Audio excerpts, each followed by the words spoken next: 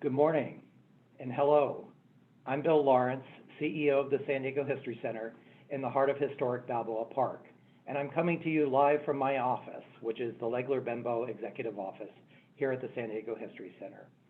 During these challenging and historic times, our museums, like many businesses, have been closed. While we've partially reopened, we continue to work within the COVID-19 restrictions and guidelines to ensure the safety of you, our visitors, and staff. To continue to serve, interact, and partner with you, we've shifted many of our programs and discussions to online to continue to bring our region's history to life. Today marks the first in what will be a series of experiences surrounding two new exhibitions, Nathan Harrison, Born Enslaved, Died a San Diego Legend, and Celebrate San Diego, African American History and Heritage, opening in the spring of 2021 here in Balboa Park. Today, we gather to mark the centennial of the passing of Nathan Harrison, San Diego's pioneering Black homesteader who settled on Palomar Mountain. His life has been the focus of study for archaeologist and historian Dr. Seth Mallios and students from San Diego State University for 15 years. Their work has unearthed new details of Harrison's fascinating life as a Black man who faced the systemic racism of the South, migrated to the West, and then coming here to settle in San Diego. His journey and struggles to build a life and deal with racism here reverberate in the Black Lives Matter and social justice movements of today. Let's start our program by leaving Balboa Park and heading up to Palomar Mountain and back in time with Dr. Seth Mallios. The majestic views of Palomar Mountain have been sacred to the people who have enjoyed them for over 10,000 years. The Luiseno Indians called the mountain Mother Mountain. It is no surprise that Nathan Harrison, too, felt a deep connection to the land that for thousands of years has been connecting humanity to their earthly roots. The journey to his homestead on Palomar Mountain was precipitous, riveting, and full of surprises, much like Harrison's life. The journey, although precarious, can be seen as a love story to the environment that he called home. A love story told through unforgiving terrain. A love story that with each turn of the wheel, with each clop of a hoof, dove deeper into the extraordinary nature of the land. It was a feat to reach the homestead, but with that effort came the love of the land. The journey was not easy, just as Nathan's journey to freedom was not easy. But sometimes to experience something truly special, something transcendent, something extraordinary, it is worth all the painstaking, exhausting effort to arrive.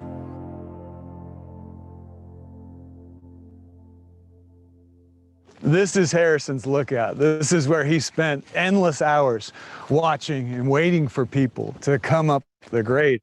What's fascinating about this very spot is it took 3 days for people to make the trek from San Diego to Escondido, from Escondido to Tin Can Flats at the bottom of the mountain, and then a final third day to make it all the way up here.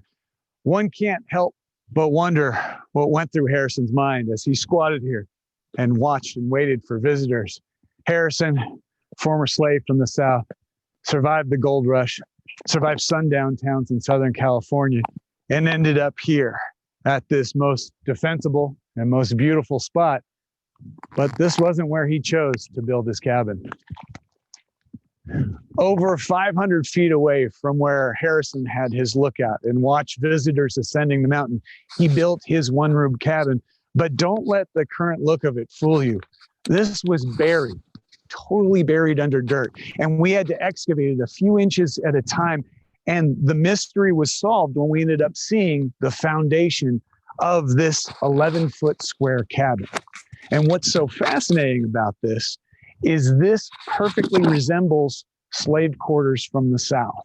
And yet Harrison, a former slave, chose to build this slave quarters in San Diego.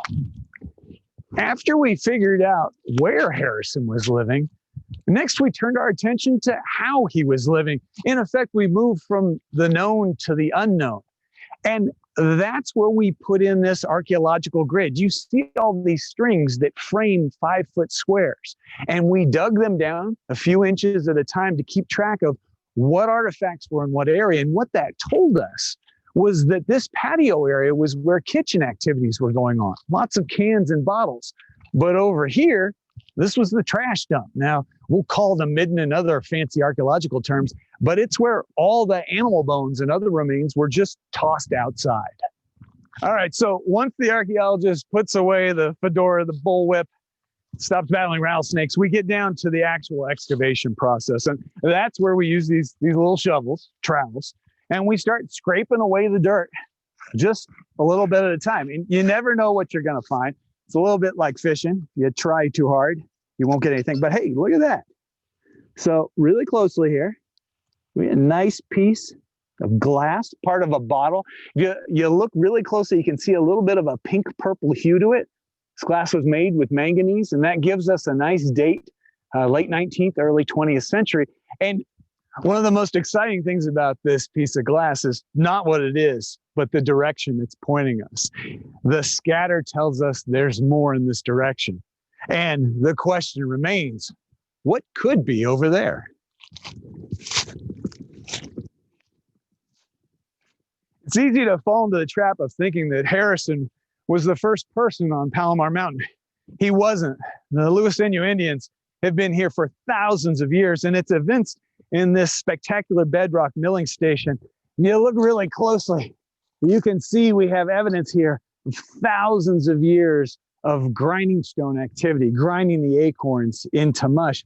Now, Harrison both petitioned the US government for this property, he homesteaded it, but he also was given the property by the Luiseno Indians. And what this means is he had an agreement with them where it was his land, but they would still have access to this site and this land. And that leads to this broader implication of how close he was with the native population. At different times, he had married 2 different indigenous women. Now, when we look at this particular site area, this was a social area as well as an activity area. When we find a bedrock milling station, they are always beneath beautiful trees and have this scenic outlook. It's essential that we remember that the Luiseno Indians were here for thousands of years before Harrison, and they'll be here long after.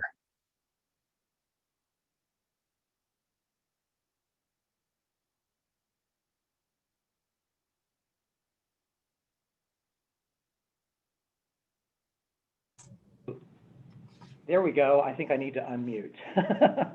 Sorry about that, everyone. Once again, welcome to all our attendees. I noticed that we have some of our History Center trustees. I'm pleased to welcome you and thank you, as well as San Diego History Center members. Thank you for your support, as well as members of our African Advisory Council. Thank you as well for joining us this morning.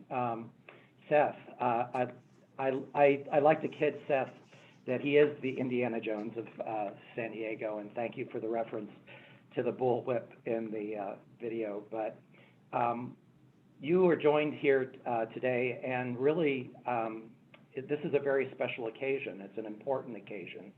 And perhaps the first thing that I'd like to ask you is, why Nate Harrison? Why is this story of importance to our region's history? Thanks, Bill. And you phrased it in such a polite way. Other times people will ask me the much more brutal question of, so what, or who cares? Why is this important?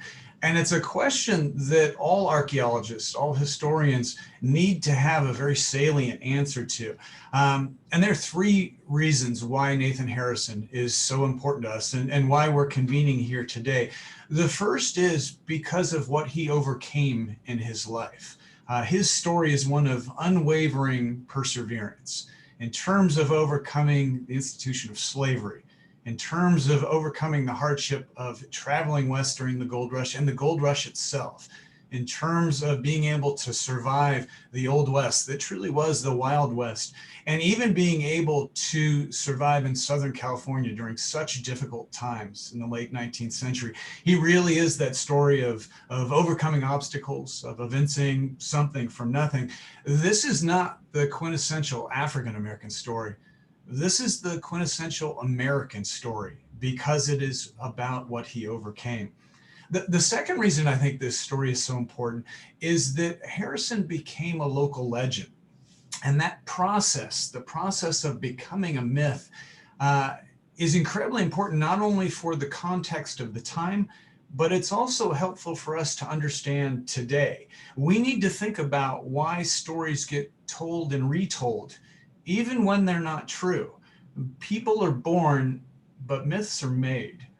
And then the third reason I feel that this biography, this archaeobiography, is so important is because archaeology revealed a secret double life for Harrison.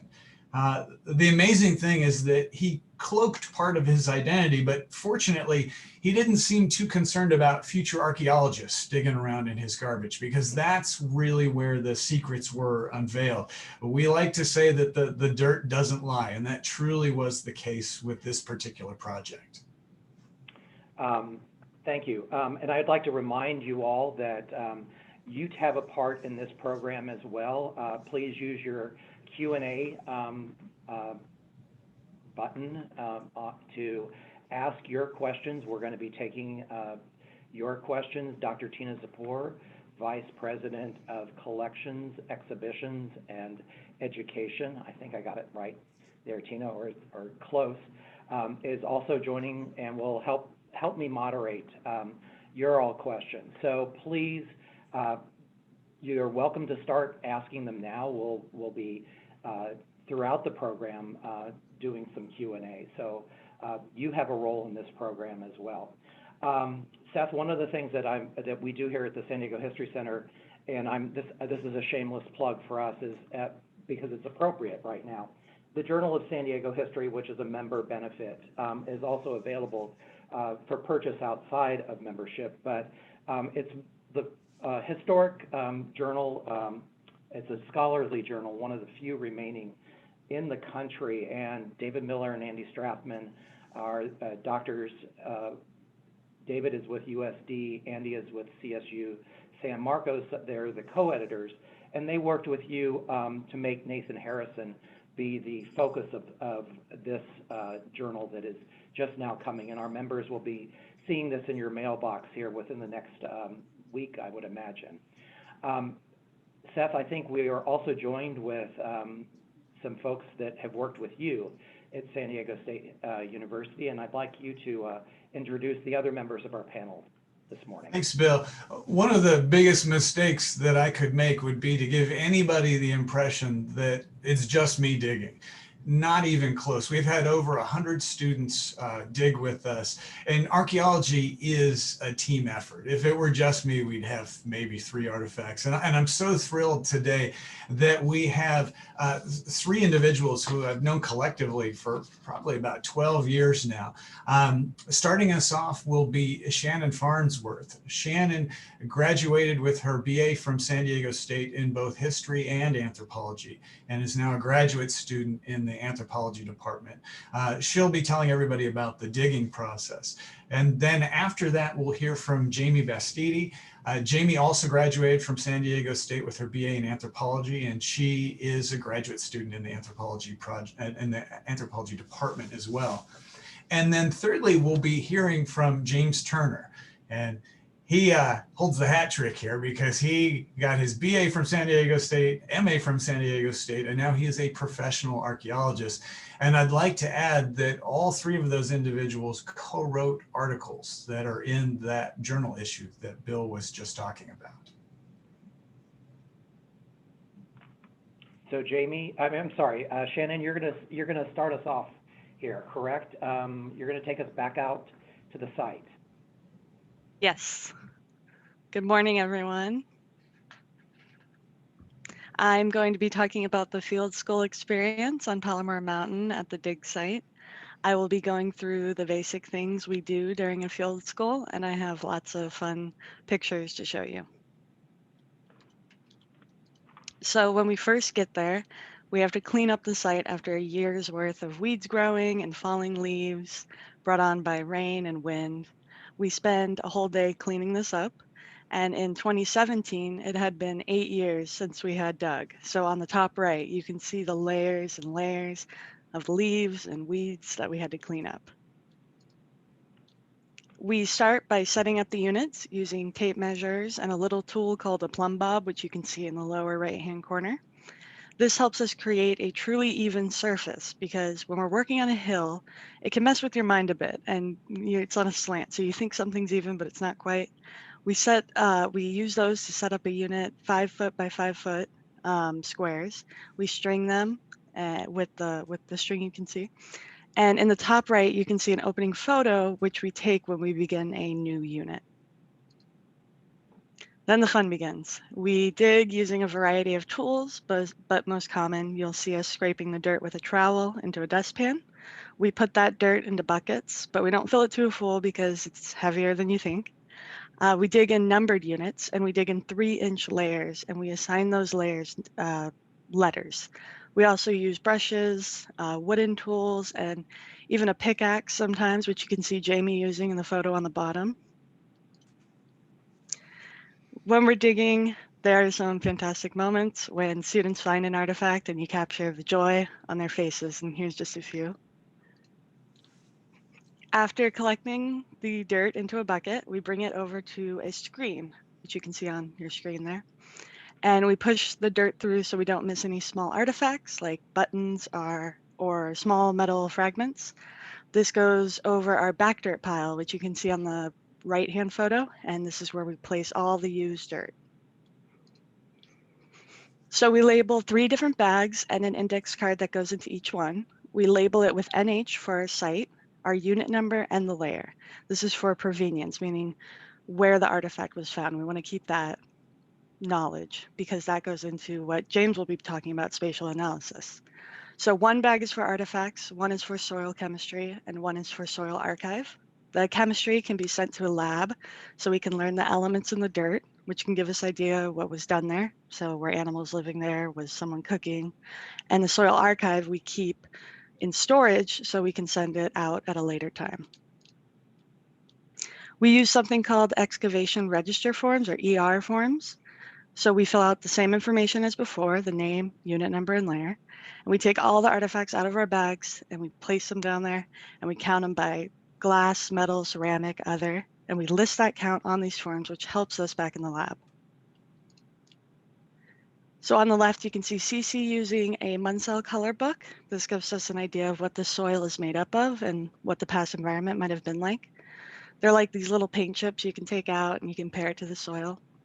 We also map the walls of the unit. So we mark out where the 3-inch layers were, anything that's in the wall like rocks or tree roots. And this gives us a great document like on the bottom right that we can refer back to when doing analysis. So when do we know when we're done digging a unit? So we hit something called subsoil. So this is the same dirt that is found in undisturbed areas of the site. So here it's sandy and tan, and it's much different than the loamy, garden-like soil that you would find when digging. You will also find a lot more rocks and no artifacts. So if you remember the starting photo I showed you at the beginning, on the top left, this is a finishing photo of that same unit after it was completely dug to subsoil. And then finally, before we leave, we cover the site using a black cloth, like one's gardeners use, to prevent weed regrowth as much as possible. And as a tradition, we take fun pyramid photos at the end of each season, which seems to get more difficult as the years go by. And finally, it's so much fun. We camp on the mountain from Monday through Friday. We eat breakfast, lunch, and dinner together. We have campfires. And this past summer, we even had a water balloon fight, as you can see on the bottom left. And it's just an amazing time, and you make the best of friends. And once we bring the artifacts back to the lab, the processing starts, and Jamie's up next, and she will discuss what we do in her presentation. Thank you, Shannon. So yeah, the field school does not end with just being in the field. We come back to the lab and we start processing the artifacts. We start off, next slide. We start off with cleaning. So we have to get the dirt off so we can see them. And we just use water and a toothbrush to kind of gently clean them and some dental picks to kind of get into nooks and crannies that they might have. And then we dry them for a day or two, depending on the material. I know Shannon mentioned the index cards that go in the bag with the artifacts in the field. Those stay with the artifacts because provenance is so important for research in the future. And so the index card stays with it during cleaning, during drying, during labeling, during cataloging, until we can either label it individually. So as you can see on the right, we label glass, ceramic, and bone, or it goes into a bag that has its own label and it stays with that bag. So the labeling is very important due to the cross-bending that we do, especially for ceramic and glass, and to a lesser extent bone. As you can see, the cracks on some of the ceramics in this picture, that's due to the different fragments that are glued back together. And as James will be talking about the spatial analysis, you can tell that from where the cross-bending is. It helps to analyze the space. And then we go into the cataloging process. So this is important. Once we can, again, we document the artifacts continuously through a variety of means. But this is an excellent program for searching, for and doing statistical analysis. Like you can see, we have a graph here for how many artifacts per unit, and you can do a variety of different statistics from the database. And then we move on to research and photography. So as students, we get to do everything. We dig it up, we clean it, and then we get to research it. So we use catalogs, we use the internet. As you can see in the upper right-hand corner, Bill's got a giant stack of books that he chucked out from the library. And then we photograph it, and all of this comes together to be put into the technical reports that we produce each year. So a lot of these have, well, I'm sorry, all of them have student researched artifacts and papers that they've written. And it's rare for a tech report to be published after each field school, but it's also really rare for undergraduates to be able to put on their resume that they have a publication. So this is a really exciting aspect of the field school for this site. So, and just to highlight a few of the artifacts that we have, and these have all been researched by students. On the left-hand side, you can see a cross-bended bottle. This was back a few slides ago, Bill with his giant stack of books. He researched this bottle and was able to tell by the lettering on the bottle that this was created in the Garrett Winery. My cat. And then the same with the Blue Label ketchup, you can see that there's marks on each of the bottles, and we were able to use that to do the research on them. So this one is my favorite piece of all time. This is one that I dug up the biggest fragment of this flow blue plate, and I researched it in 2017, my first year. And then the next year, I found the fragment that had the actual pattern name on it. So my research from 2017 correlated with the fragments that I found in 2018. So it was really exciting for me. And then these are buttons that Shannon actually researched during her undergraduate career. So this is significant for two aspects. One, the upper right-hand corner has a 4-hole sunken panel shell button, which dates the site. The earliest occupation could be 1865. And another significant factor is that there was 223 buttons found on the site. That's an immense amount of buttons for one man in the middle, living in the middle of the nowhere by himself. So we believe it has to do with his exchange of gifts for that visitors brought up to his site to bring him in exchange for his water. And finally, one of our most prolific artifacts, besides buttons really, is cans. And a lot of them are meat cans, like the upper left-hand corner is meat, the bottom left-hand corner is a sardine can. But we also have tobacco cans, we have baking powder cans. And this is one of the important ones that was used to help analyze the site and do the statistical analysis, which is what James is going to be talking about next. So on to you, James. Thank you, Jamie. So in archaeology, we use this tool called spatial analysis that essentially allows us to pick out patterns that we otherwise wouldn't be able to see just by looking at the artifacts alone. What's cool about spatial analysis is at one end, it's basically a spectrum. At one end, we can look at it in a large area like a county or a city and see what different areas are sensitive in terms of cultural or historic resources. And then on the other end of that spectrum, we can look at sites themselves. And from there, when we look at the sites, we can see, we can kind of tease out patterns of activity that the person who lived at that site may have had. And that's kind of what we did at the Harrison Homestead. We took the number of artifacts within each unit and we mapped them. So before we could even make any fancy maps, we had to first make the base map.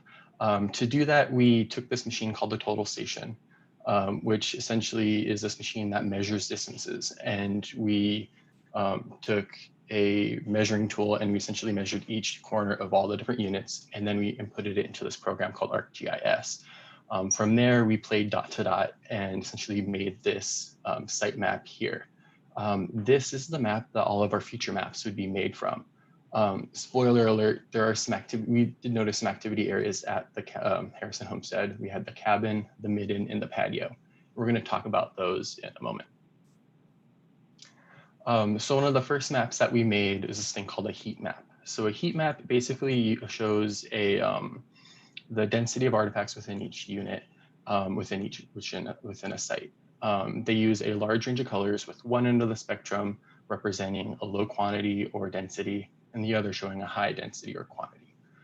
So for our maps here, the darker red the unit square, the more artifacts are going to be in that unit. And we can see here in this map already that there are like two big dark red areas popping out. And those are going to be in the midden area and the patio area that we talked about. So before we even talk about the midden, the patio, we're going to talk about the cabin itself. The cabin is one of the most obvious activity areas because it has those four walls. He lived in that cabin. It was a small cabin. It had very few artifacts with the exception of some architectural artifacts like nails and wire and stuff like that.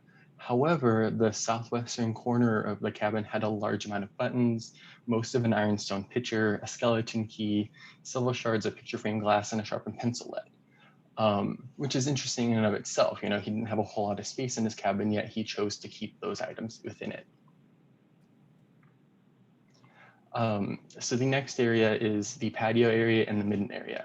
So the excavated units in the patio area, which are kind of represented with that yellow box, they contain an extensive amount of glass and ceramics and a moderate amount of animal bones. These units did have a higher number of artifacts relative to the surrounding units and kind of suggested that the patio area itself was used for some sort of activity like cooking or eating. Now, the midden area, which is further west and highlighted here with that yellow circle, it had a ton of animal bones, meat cans, nails, and other artifacts. Now, this to us kind of told us, you know, he was probably using this area as either a trash dump or he was just throwing out his trash in this, this activity called broadcast refuse, where he would literally just throw it out in an arc. It was kind of clear based on this analysis, the heat maps, that he was probably using this as his main disposal area. So we also used another analysis tool called a grouping analysis, which basically does a bunch of calculations and like mathematical stuff to produce groups. It runs a series of these queries, identifies a solution where all of the components within each group are as similar as possible. Basically, the units with similar quantities of artifacts are grouped together, and those groups themselves are as different as possible. Now, what's cool about this is that it showed that there are three main groups. There's the groups that consist of the blue squares, which consist of units with low artifact densities. Then you have the green squares, which consist of moderate artifact densities. And then you have the red squares, which are high artifact densities.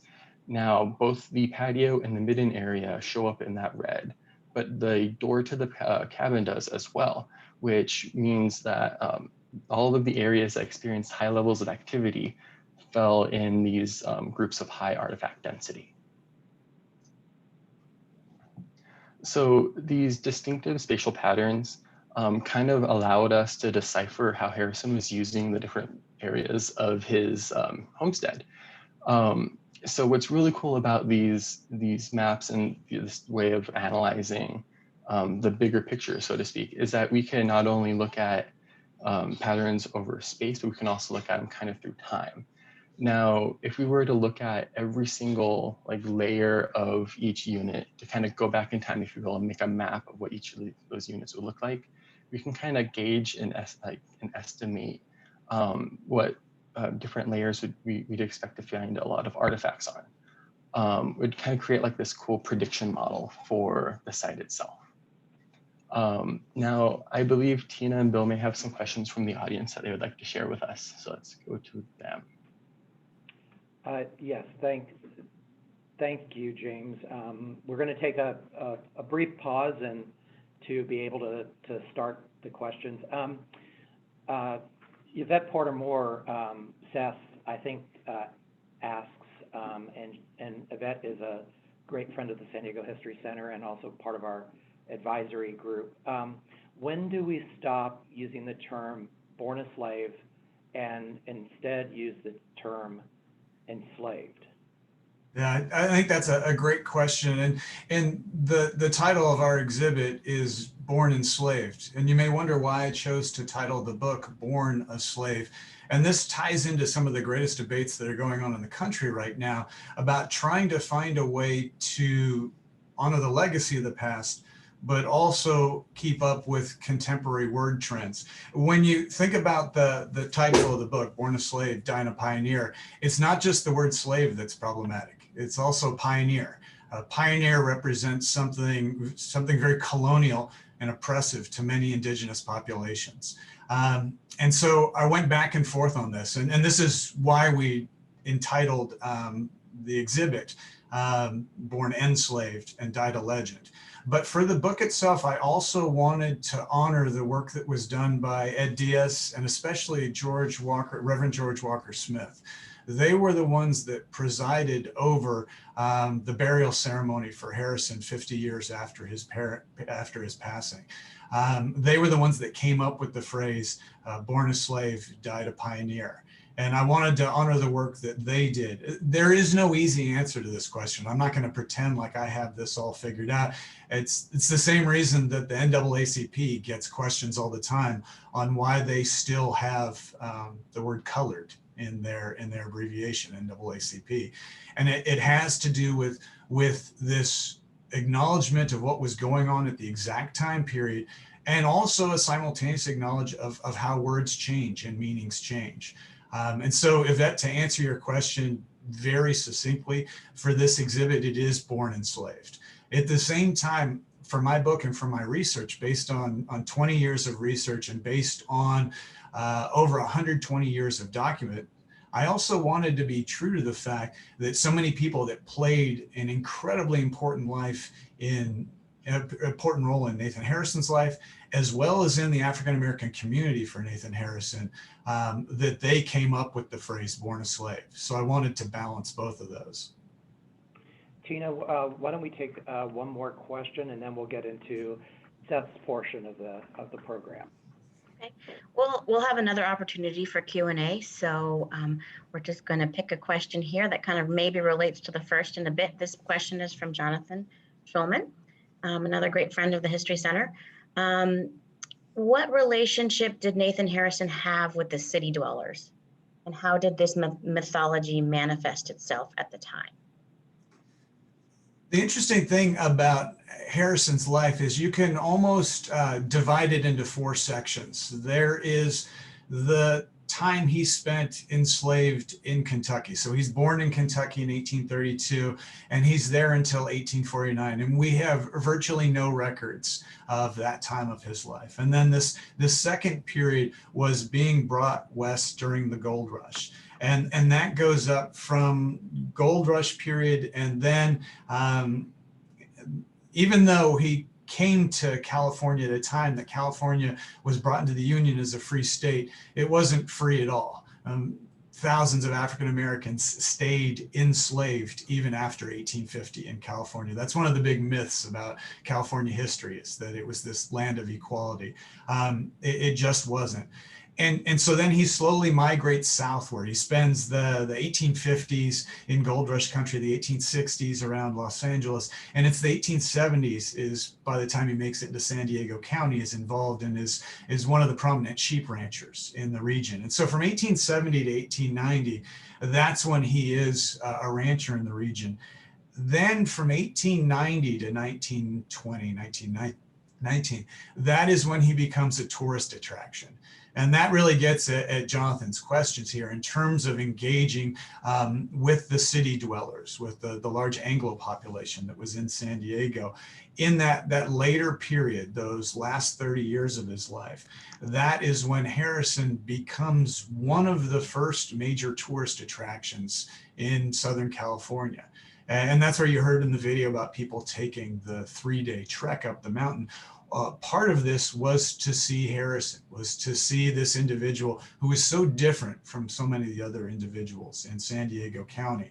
And part of the talk that I'm going to give in just a few minutes gets into this notion of how he interacted with people, what they came to see, what he offered them, and the role that all of that played in his making into a local myth and a local legend.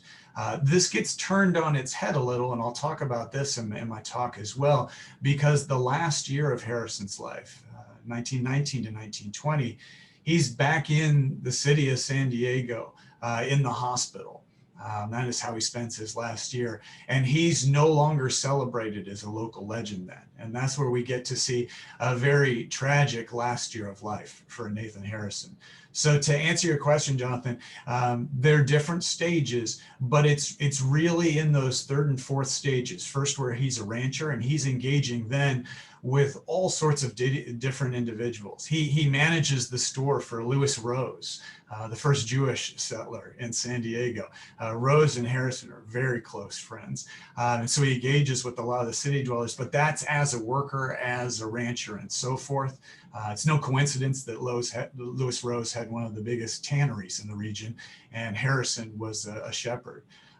But then in that fourth period that's so essential, that's when he becomes this tourist attraction and when all the attention is on going up the mountain to visit him.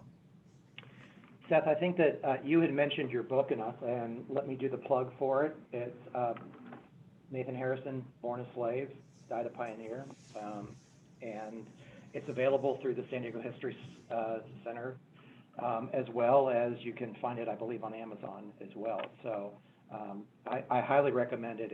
It's incredibly well done, and it's also just a fascinating read. Seth, I think this is a good segue into your presentation for us. So. Thanks, Bill. It's funny, I just saw one of the comments, how about born into American slavery, or born in American slavery, taken from Frederick Douglass. I think that's fantastic. I don't want to pretend that this is a static product. We are always improving this, and I think that's a fantastic suggestion. Before I begin with my presentation, I want to give some thank yous. I want to thank all of you for joining us on a Saturday morning here. I want to thank Mike Watson, who's managing all this behind the scenes and is doing a spectacular job. Again, I want to thank the hundreds of students, volunteers, and colleagues that have helped us with this project. And then I also want to thank the folks at the San Diego History for making this all possible. Let's go ahead and jump to my presentation here. I've been looking at the comments in the chat as we've been going, so I'm going to try and weave in some answers as we go, but we'll still have ample time for questions and answers. And one is I wanted to give a little framework for the biography of Nathan Harrison. I run into this tricky situation when I speak on Harrison, in that many of you have heard me speak before, and so I don't want to tell you the same information, but at the same time, there are some new folks who may not know that biographical background on Harrison. So I want to do that dance where I catch everyone up to speed. This isn't just a plug for the Archaeological project. This is about all aspect of Harrison's life, and that includes his role in the African American community. He is the first permanent African American in San Diego.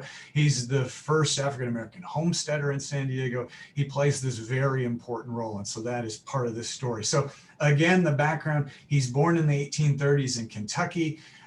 Comes west with the person that technically owned him at the time, an individual by the name of Mr. Harrison, in 1849. They're in gold rush country for about a decade, then down to Los Angeles, which was just an area of lawlessness during that time, during the 1860s. And then 1870s, he starts showing up on different censuses in different spots of San Diego. One of the trickiest things about trying to pinpoint a Harrison chronology is that in being a rancher, and being a farm worker, he was very mobile. And so he shows up multiple times on the same census. But then that's where the archaeology is so helpful in telling us exactly when he got to that site and how he was there from 1865 to 1919. And then we'll talk about that last year of life in the San Diego County Hospital and the legacy after that. So today I want to talk about anniversaries. Hey, Mike, I lied. Yeah, we'll go back to the previous slide. I want to talk about anniversaries because they are also very fluid. And the reason that this is so important, in 1892, Christopher Columbus was the most celebrated figure across the globe. There were world fairs in just about every continent celebrating Christopher Columbus. And in 100 short years, he became a global pariah. 1992 was the largest anti-celebration of any individual in Western society that folks had ever seen. And when I was site supervisor at Jamestown during the 1990s, all of our work was gearing up towards 2007. So what's so interesting is I've been envisioning October 10th, 2020, today, for about 20 years. I actually spoke about the Harrison Project when I did my job interview at San Diego State in 2001. But what's so fascinating is how things have changed. Today is totally different from the way I've ever imagined it. And that has to do with exactly what has happened in the calendar year 2020 in terms of the COVID pandemic and in terms of the Black Lives Matter movement. And that is going to be a key point that we talk about at the end of this talk today, where the Nathan Harrison story went from being an interesting historical story to a story that can inform the most important social movement of today. So my advisor was a gentleman by the name of James Dietz, a very brilliant, charismatic individual. And he used to tease all of us that historical archaeology was a very expensive way of finding out what we already knew. And I'll be honest with you, I always had a little bit of a chip on my shoulder because of that, in wanting to make sure that we as historical archaeologists weren't just verifying what was already known. And that's where the Harrison site and story fits in so perfectly,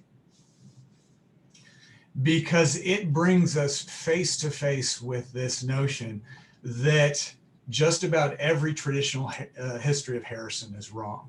Now, usually we expect archaeology to settle a really nuanced debate in terms of differing historical accounts. You know, was he from Kentucky or was he from Virginia? Those sorts of things. But when we look at all the historical narratives of Harrison, and there are over 100, while they may debate exactly how old he was, what birth state he was from, all of them agreed that the identity he presented to the public was Harrison. They all agreed that this was an individual who didn't speak well, was overtly deferential, was always making fun of himself, didn't take himself seriously. And this is where the archaeology and also the anthropology of this story turned up something very different. So Harrison, when he knew people were coming up the grade, he would immediately go and run and put on his most tattered clothing. We have some oral histories from individuals who knew Harrison well. If you dig through the archives, you can find this stuff. And it emphasized that he would sit there on that lookout where we first shot that video. And when he heard people were coming, he would start the performance. And even though Harrison was very well spoken, and we have other accounts where he was an expert on the local geography, on the local geology, on the local botany, as soon as visitors came up, He immediately started speaking in that fractured language, and the stories he told always made fun of himself. He was always very, very prevalent at self-mocking. And he did this in terms of presenting this very joyful, non-threatening character as what many scholars have noted as an effort to calm white guilt about slavery. He would tell jokes about his skin color. He would tell jokes about racial intermarriage, even though it was highly volatile and illegal at the time. This was part of something that's known nationwide as minstrelsy, or the Minstrel Act.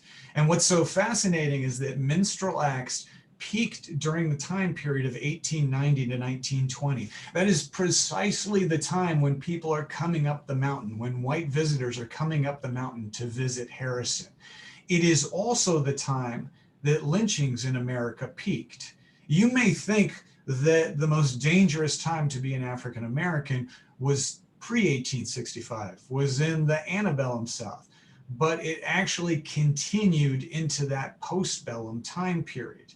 And that is where African Americans during this time period, they performed these acts. They put on acts where they made fun of themselves, they played the fool, because that was strategic. That was a survival strategy in a most dangerous time period.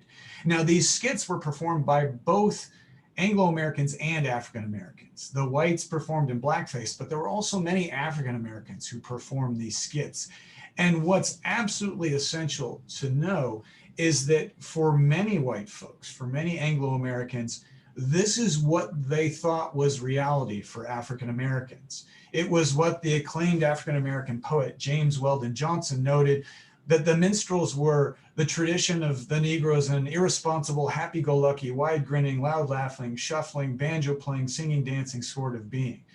That was the act that they put on, and many Anglo-Americans just thought that that was reality. Next slide. Now, what's so fascinating about this is that this is different from current time period. This performance was often a rare opportunity for interaction between different highly segregated populations. It's essential to remember that San Diego for decades was known as the Mississippi of the West because it was so segregated.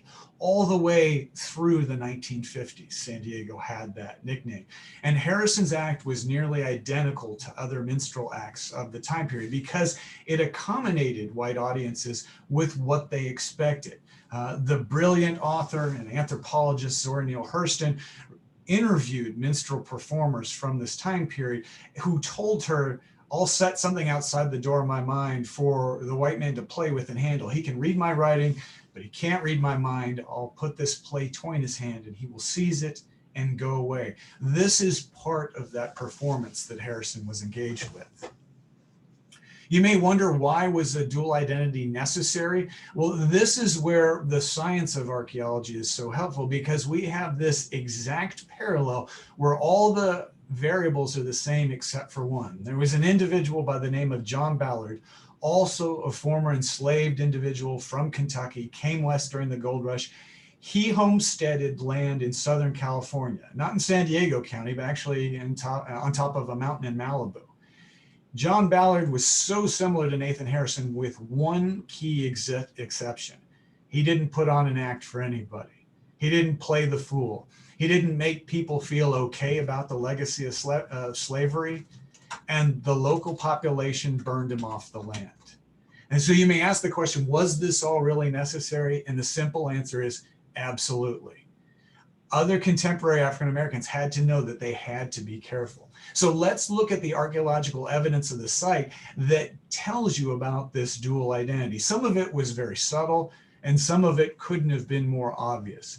When you start going through the oral histories, especially with the Native American population, you see that there were two Harrisons who were the same individual. There was Nathan Harrison, who was the individual that put on the act for all the white folks traveling up the mountain. And then there was Inez Harrison, same individual, Nathan Inez Harrison. He was baptized Catholic by the chief of the Rincon population, the indigenous population at the bottom of the mountain, Chief Juan Sotelo and his wife Encarnacion Calac. They were Harrison's godparents. And this Inez Harrison was a key part of the indigenous Luiseno community. He spoke Luiseno, he participated in their rituals and social customs. At different times, he was married to 2 different indigenous women. It is absolutely essential to remember that on the one hand, Harrison filled out the homestead population and acquired this land from the US government, but he was also gifted this land from the Luiseno. And in exchange for this, he gave the Luiseno unrestricted access to passage through his property and also to the top of the mountain. He built his cabin at the intersection of 2 roads, the Western Road, the Anglo Road that went up the mountain, and through a very important Native American trail. When we look at the artifacts found at the site, we see some incredibly important artifacts that clearly were given to him by the indigenous population. We have an unfired projectile point. When you find fired projectile points, that shows use. Unfired almost always suggest gift-giving processes. Secondly, we have this greenstone pennant. Again, these were they reflect affiliation with the local indigenous population. And then right next to the rocks scattered by the cabin was a portable matate, one of those grinding stones that is clearly broken perfectly in half. That often reflects the passing of somebody very important in indigenous society. And this raises a great question. Was this a marker for Harrison's passing, or was this a marker for the passing of one of Harrison's indigenous wives? Next slide. When we look at the oral histories, we see that the white speakers have seemingly no knowledge of Harrison's secret identity. But when you look at the archives that interview indigenous speakers, they emphasize those close ties with the Luiseno. And what's worth emphasizing is these groups were at war during this time. There was a genocide of California Indians by the Anglo-American government. There's no other word for it in terms of a systematic annihilation of a people. The US government repeatedly broke treaties, broke promises with the indigenous population, and there was regular bloodshed between these groups. And that was why Harrison went to great efforts to hide his ties with the indigenous population. He also had ties with many other non-white individuals. This may stretch our conceptions of what white was at the time, but Jewish people weren't considered white at the time, and Harrison was close friends, as I mentioned, with Louis Rose. He was also close friends with many of the Catholics in the region, the Mexican ranchers and so forth. When we look at the artifacts, one of the most striking artifacts that we find at this site comes in the form of over 200 fired rifle cartridges at the site. Harrison is perhaps the most photographed San Diegan of the 19th century, and yet you almost never see him with his rifle, and the rifle is never mentioned in the stories. And then when you get to the site, one of the most common artifacts that you find is fired rifle cartridges. In fact, we were even able to pull a thumbprint off of one of these fired rifle cartridges.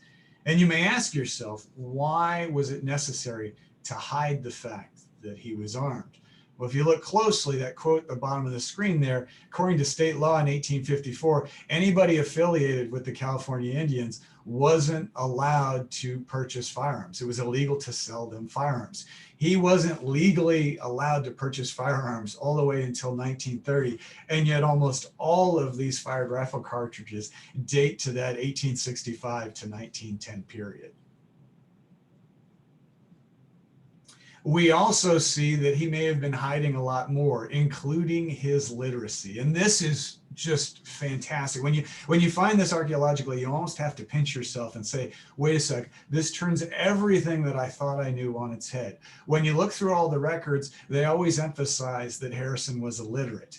If you look very closely at that voting record, you notice that it says Nathan Harrison, but there's an X in the middle, a cross in the middle, and it says his mark. And that means he wasn't literate. He signed a cross. And you can see that the penmanship of the signature matches the rest of the voting record. We often see this emphasis that he was illiterate, and yet we find multiple writing utensils at the site. We find pencils, pens, and ink bottles. Literacy was a key issue that was a symbol of power. African Americans were often kept disempowered and kept illiterate by colonial forces, and they often had to keep their abilities secret and private. There is this great irony when you think about what he's faking his illiteracy on. What is that document in the bottom right corner? That's a voting record. Think about the empowerment of voting. Think about what a statement that is and how early this is for the 1890s. He is voting in an 1890s election, one of the most powerful things you can do. And yet he's still making sure not to overstep his bounds by pretending to be illiterate on that same record. Next slide. This ties itself very nicely to African-American storytelling, some of the folk tales in African-American culture. There's such a rich oral history tradition in African-American literature. And part of this ties to this notion of Harrison taking on the persona of the trickster. The trickster is a character that often shows up who is willing to play the fool to get ahead. And that is just what Harrison does. He's an individual where he's willing to use tactics to outsmart stronger and more empowered opponents. He'll reverse traditional social norms. He'll use fake identities, the metaphor of wearing a mask in misdirection, dressing up in tattered clothing, speaking in a fractured language. That's all part of this misdirection. Next slide. This is part of what scholars call a mask, and Harrison definitely wore a symbolic mask because California was not a free state at the time, and Southern California especially was a hotbed of secessionism. Next slide. Now, I want to spend a moment and talk very briefly about the last year of his life. This is where my presentation ends up because Harrison got sick, was convinced to go down to a hospital by his friends, and he spent his last year in the San Diego hospital, right at the intersection of today's 8 and 163. And he died alone. He died without a will. He died without any money, and nobody visited him while he was there. He went from being this local legend on the mountain, but when Harrison was in the city, he was lost and forgotten. He was put in an unmarked grave in Mount Hope in 1920. And for over 50 years, he lay in that unmarked grave. So not only was he over 100 miles from the land he loved the most at Palomar Mountain, but he was in an unmarked grave. And this is where I really want to pay tribute to historian Ed Diaz and to an amazing individual, the Reverend George Walker Smith, who galvanized the community to place this stone and to have the ceremony that proclaimed that he was born a slave but died a pioneer. This is that part to the story that is so important, that the story of Harrison's life doesn't end in 1920, and it doesn't end on a sad note. It actually ends on this moment of a galvanized community rallying to recognize him. Final slide. The crazy thing about everything that's happened to us in the year 2020 is it made the October 10th, 2020 anniversary less important. And here's what I mean by that. I had been pointing to this date because it was this 100-year anniversary for so long, but suddenly with the Black Lives Matter movement, with this new rigor and vigor and attention on structural inequality, that is precisely Harrison's story. And so suddenly this story is important, not because it's a quaint anniversary, but because it brings this question to the forefront of whether or not disempowered individuals need to act in a deferential way to get ahead or even to survive. Nathan Harrison definitely did in 1920. And the question I have for all of you is, do disempowered peoples still need to do that 100 years later in the year 2020? Thank you. Seth, thank you so much. I've been fortunate to hear you speak a couple times, and I'm always learning something new. It's always riveting, and it's always absolutely an important story for our community. And I think ending on the note that you did about, 2020 is entirely different, and it is absolutely the case. We started by talking about the exhibit that's going to be happening here at the San Diego History Center, and it's actually 2 exhibits. And I'd like to ask Dr. Tina Zapor to speak a little bit about what the exhibits are going to look like, and we'll then also talk a little bit about the money aspects. Hello, everyone. Thank you again for coming. I just want to also point out that in addition to the exhibition that's coming in 2021, we will be continuing to have programs. So it's through programs like this that we can kind of talk more in depth and share some of these key insights.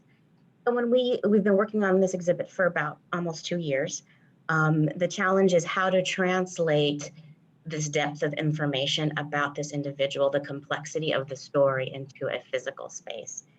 So we had to change a couple of things post-COVID, but what we have here, I want to present sort of the key elements of the experience. One is the journey to get there. How did people get there? How do we make that into and part of the exhibit? So this will be concentrated in this area called the Model T.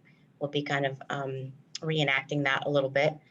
The second part is the cabin. You saw some images from the archaeological site of Nathan Harrison's cabin. You see it here as an outline.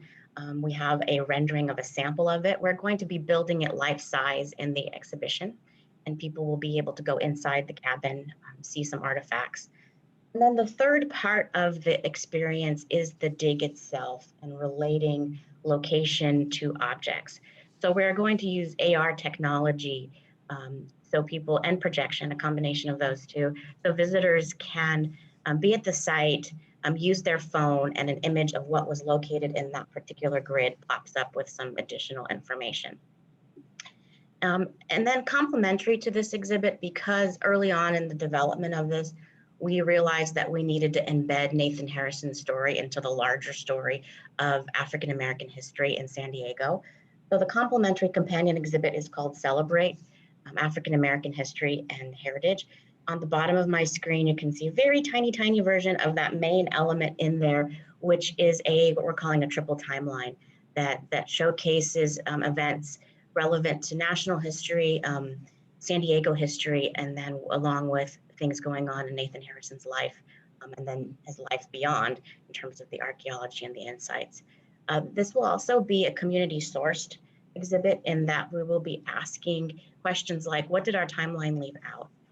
Last February, we did a program of a community scanning event that will hopefully be able to continue, but in a different way, and integrate those materials within this Celebrate exhibit.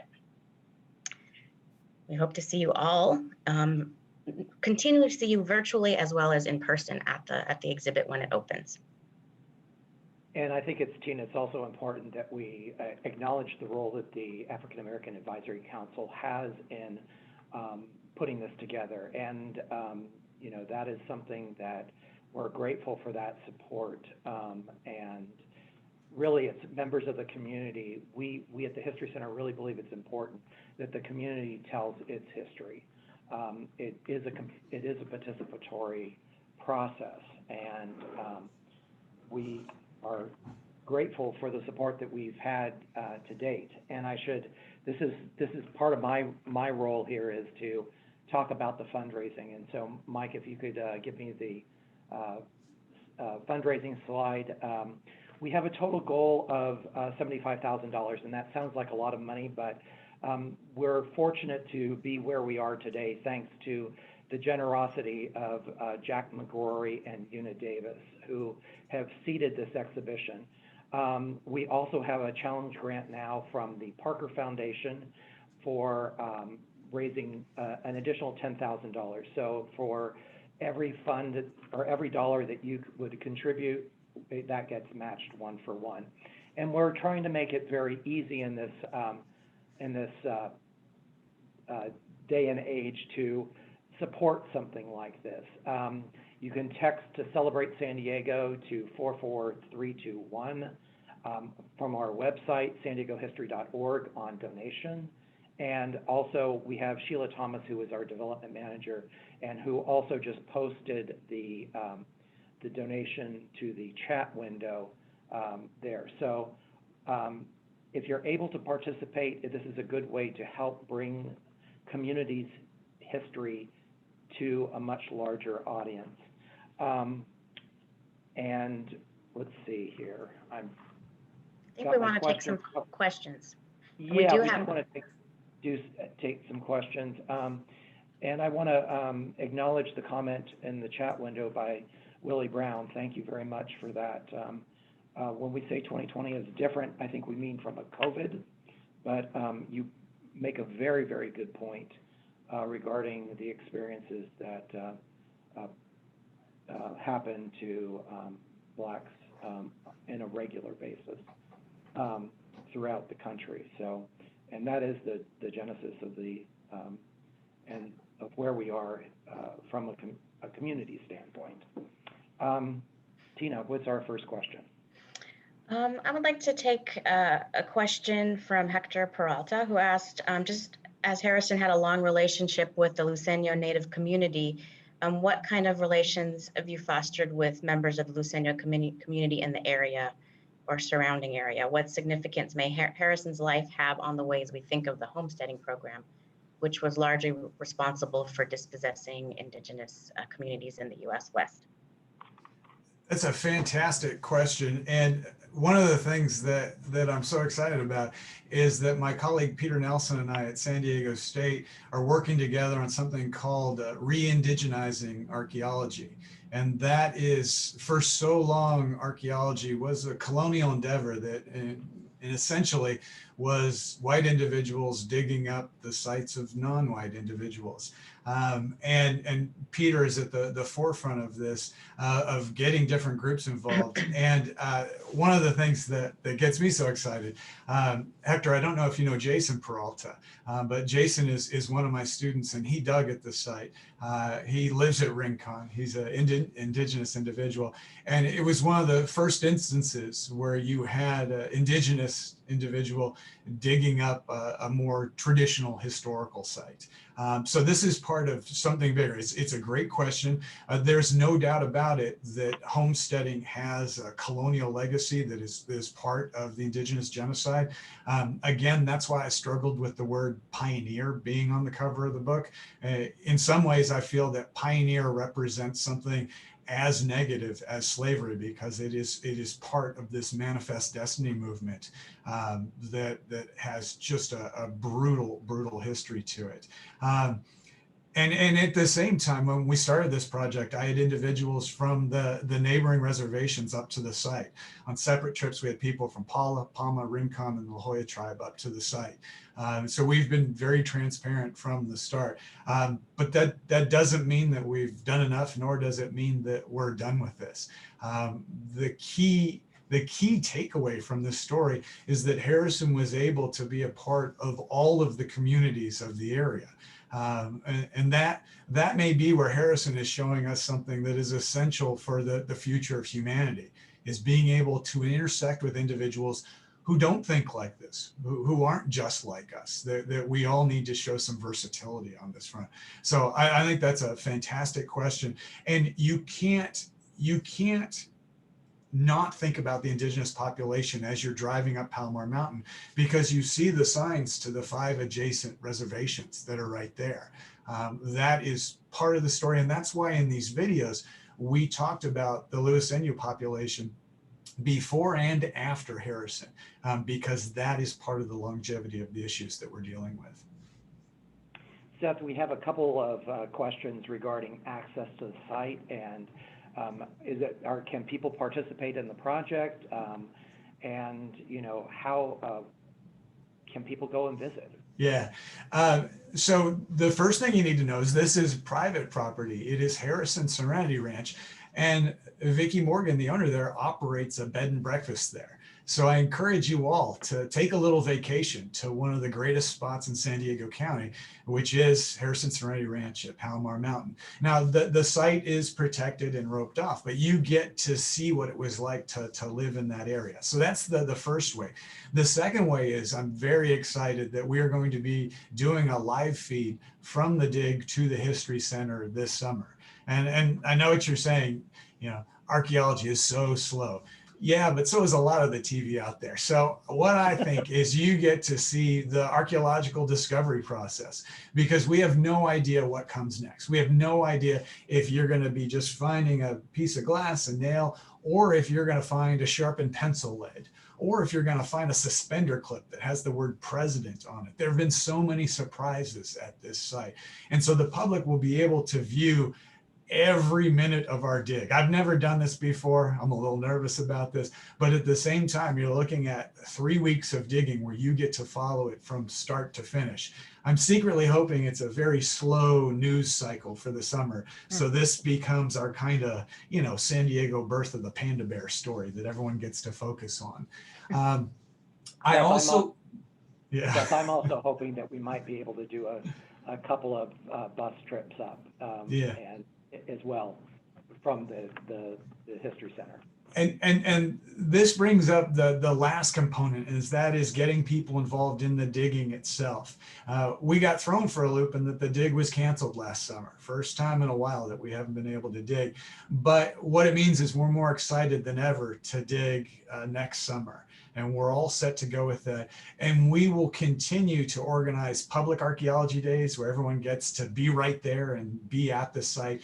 And then one thing that we're looking for the future is collaborators to help us out, whether it's with high school groups, even grade school groups. Grade school kids are great at digging, or senior citizen groups. All of those individuals have expressed interest. And what I want us to do is have a partnership with Vicki Morgan, the landowner, with the university, with the History Center, so we can organize all this. So you all can experience a little archaeology for yourself, and you can see firsthand if this is the greatest thing you could do, or if it's some kind of torture because you're dealing with dirt and bugs and you're standing on a hillside for hours a day. It definitely is one of those activities that speaks deeply to some people, and other people just can't wait to head back to the tent. So I'm excited to get folks involved in this. We don't have it all figured out, but it definitely starts with the exhibit and the live feed. Tina? Sure. A question in a different direction here from Don Dodson. I know about the building of the telescope road in the 1940s, but which came first, the Nathan Harrison grade or the Road East grade up from Lake Henshaw? So that's a bit of a trick question, because technically the road to the east was earlier. That's the road that Joseph Smith came in on. And that's why Palomar Mountain was known as Smith Mountain for so long. At the same time, the Harrison grade, that intersects with the indigenous trail that goes up the mountain. It's not 100% parallel, but there are parts of that were an old indigenous trail. So if we're talking about technical Western graded roads, then the East road's earlier. But if you're just talking about paths along the landscape, then the Harrison grade, which ties to the Luiseno Trail, is much older. Seth, from Chuck Kaminsky, who is one of the trustees for the San Diego History Center, are there descendants from Nathan Harrison's family in the San Diego area, or descendants of his two wives' families? One of the things that's so tricky about this project is that every question we answer seems to then pop up 5 additional questions. And I'll give you an answer for this. In many of the historical records, it says that Harrison didn't have any biological children, that he married an indigenous woman that had children from a previous union. However, in 1913, Harrison lost his property because he was no longer paying taxes on it. The county auctioned it off. And what's so fascinating about this is it's on 2 fronts. One is Harrison was so beloved by the mountain community that they all rallied together and forced the individual that got the property at auction to give it back to Harrison, to trade it back to him for a horse. And they pulled on the resources of Congressman Kettner. I mean, there's so few lines of degrees of separation is the phrase I'm looking for, that link Harrison with some of the most prominent San Diegans of the time. Why am I talking about him losing his property in 1913? Well, it comes out in 1913, and Harrison is talking about how upset he is that he lost the property. The reason he was so upset is he wanted his daughter to have it, and she's a nurse living in New York.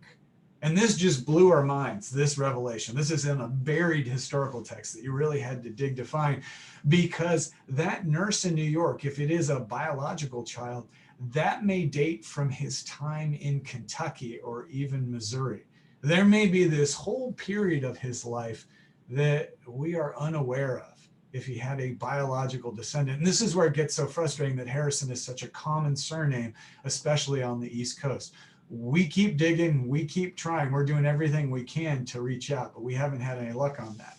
But the second part of your question is, what about the descendants of the indigenous women?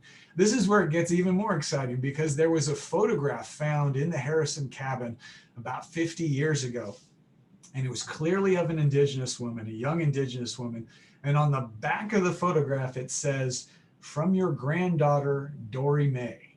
And we did all sorts of research to find out that this was Dory May Smith, the daughter of Frederick Sheep Smith, the largest sheep rancher in all of Southern California. And Frederick Smith's wife was let me get this straight here. Frederick Smith's mother was Harrison's second indigenous wife. And so we tracked down the Smith lineage, and we were able to find the gravestone of Dory May. And we were able to find the descendants through different census records. And then we reached out on social media to all the descendants of that family. And no one has gotten back to us yet. But we're still hoping that there is some family lore about that. The crazy thing about this is that the number of leads just keep popping up. I had a friend who was in the emergency room recently, was sitting next to somebody, and they were just biding time because it took so long for them to be helped. And my friend started talking about Nathan Harrison, and the person sitting next to him said, "Oh, yeah. Nathan Harrison was my great uncle," and claimed to have a link to that. So we're checking that one out too. But to answer your question, I don't have definitive answers yet. I'd like to quickly ask Shannon, Jamie, and James to let us know what has been the most revealing or the most unusual or the most fun thing that you've had as part of this project. Let's start with James. So probably one of the most fun thing that I had the honor of working with this project. So I'm an animal guy, and I'm an animal bone guy. I like to study animal bones and how people of the past interacted with animals. And I had the honor of actually working with every single piece of the animal bone assemblage. There's something like 20,000 pieces of animal bone at least. And from that, I was actually able to learn all these different types of butchery patterns, meaning how the meat was removed from the animal bones, stuff like that. I think it was really, really fascinating to see how one man living on this mountain was able to actually go through and make a living with all of these, essentially by himself. He butchered his own meat, he cooked it, there's stories of him giving it away. It's really, really fascinating to see that. And it all stemmed from just having this interest in bones, so. Interesting. Shannon, let's go to you, and then we'll go to Jamie. Yes, so for me, I think as a history major originally, I was really interested in primary sources and written documents from people of the past. And I never really considered the fact that artifacts can be primary sources.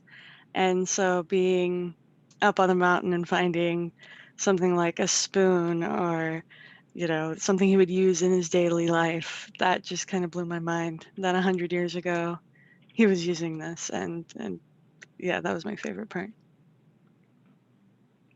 Jamie. So I think my favorite part was being able to interact with so many different kinds of artifacts and try to figure out like which artifact, my favorite, is like which kind of artifact, which type of artifact is something that I would like to like use and to understand and like use in the future and continue research on. Thank you very much for that. Tina, do we have an additional question? We'll probably use this one to wrap up. Let's see. Why do you think, Seth, what fostered such a positive relationship with the Luisenio, and why was he gifted the land?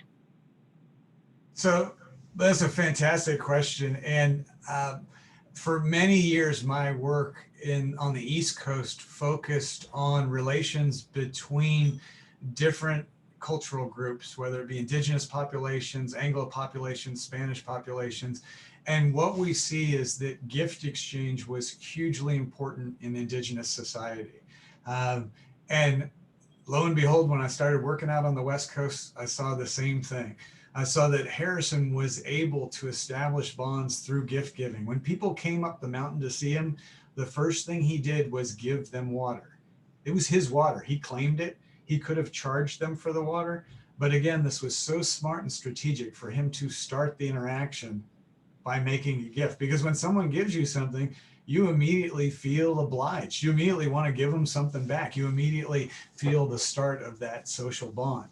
And that's something that is very prominent in indigenous groups across the globe, not just on the East Coast, not just on the West Coast, but actually throughout non-Western society. And gift giving, in a way, it's that essential aspect of humanity. You could make an argument it is what makes us human, this willingness to give something away to forge a social bond with one another. There's a great line by the folklorist Henry Glassy, who says, "I make a gift, you accept, therefore we are." And in 9 words, it captures how that gift-giving process establishes that bond, that we are, in a way that selling stuff doesn't. Selling often comes with a little bit of mistrust. Did I get ripped off here? Did I get what I paid for? Can I return this? Did I keep the receipt? All that stuff that starts weaving its way into our head. Very different from gift giving, which is about the bond. Remember, we have all these cliches about gift giving. It's the thought that counts. It's about that bond. So that question there by Sam Kabari is so important because it gets at this deeper notion of establishing community. And in my mind, that is what Harrison excelled at. I think we'll take one more question from Louise Russell, who asks, are there any differences between artifacts and their pattern of use by women and his wives versus men, Nathan Harrison? These are all fantastic questions. If you were to ask me, it has the same answer. What issues haven't you tapped at this site yet? The issue of gender and identity is something that we haven't tackled yet. And that's what's so exciting, is that Jamie Bastidi is working on this for her thesis. I'm so fortunate in that I get to meet many of these students as undergraduates, and then I secretly plant seeds with them that I hope will grow, where they come up with these great theses that they then write. The articles in the Journal of History Center, all of them are co-written, and the students bring so much to the table on that. And so that issue, the issue of gender, it brings up issues of Harrison's masculinity, the identity he projects, but then also how women are portrayed and how women acted during this time period. So I think that is a huge part of the story as well. Jamie, would you like to speak at all to that? I think you covered it. Thank you.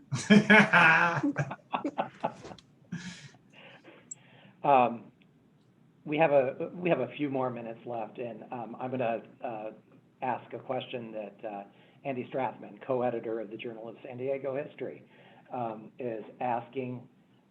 It's basically referencing the cleaning up of the site and the intersection of archaeology and environmental history. Does your team address things like the plant communities, et cetera, that are covering up the dig site and what we might learn from them?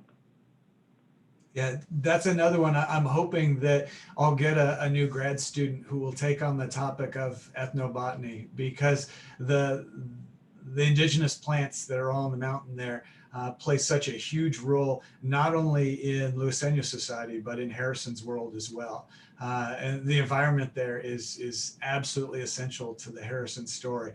And I think that one, in terms of working with current Luiseno individuals, in terms of tapping their vast knowledge of the environment, and then also doing a survey of the property to see the things that are invasive and versus the things that are indigenous in the area. I think that's a great project idea as well.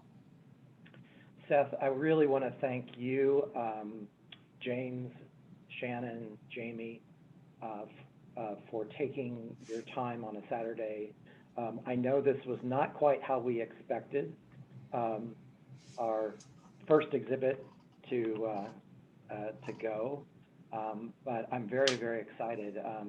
Tina, thank you as well. Mike Watson, thank you very much for all of your efforts. Thanks again to our members, because without our members, our donors, our supporters, and our visitors, we really, as the San Diego History Center, can't succeed. We will be having many more presentations as we lead up to the exhibit and throughout next year. Please, if you're not a member of the San Diego History Center, consider becoming a member. If you would like to donate to the Nathan Harrison exhibit, the information is on your screen. And on behalf of the Board of Trustees and myself and our staff, and Tina, thank you again for your efforts here. Thank you very much for joining us this morning. And remember that you are part of our community and you are making history. History is not boring, it doesn't stop. It's something that is continually happening. And thank you very much for joining us.